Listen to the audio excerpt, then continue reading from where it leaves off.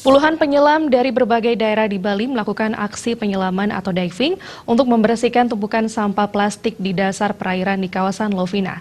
Kegiatan tersebut bertujuan menyelamatkan kelangsungan hidup terumbu karang dari pencemaran.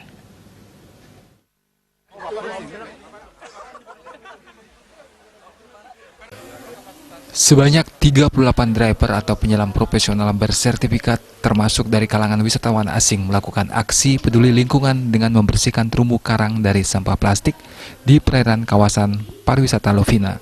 Aksi tersebut bertujuan menjaga citra pariwisata Pulau Dewata, terutama Kabupaten Buleleng yang memiliki salah satu daya tarik wisata snorkeling maupun diving.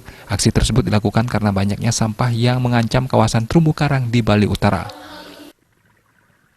Pariwisata sudah pasti semaksimal mungkin kita ikut berkontribusi menjaga bagaimana lingkungan ini dan bisa pariwisata menjadi ikon kita untuk di Bali Utara. Karena kita underwater clean up, so itu sangat ini sekali berbahaya karena terumbu karang itu sangat riskan.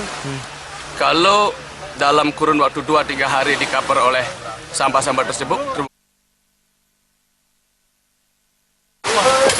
Kalau ditimbang banyak apa? Sampah lama aja. Kalau yang baru-baru? Ini ada. Apa nama Geli? Kalau jenis ini dia tenggelam. Terus ada pempesnya. Ini. Itu jaring Pak ya? Bukan, senar. Sudah beberapa. Dengan terpeliharanya terumbu karang dan juga kebersihan pantai, tentunya wisatawan akan betah untuk berwisata di Pulau Bali, khususnya Buleleng yang kini gencar mempromosikan pariwisatanya.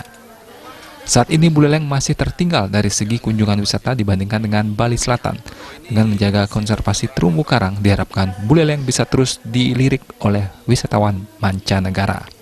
Komang Yuda, Bali.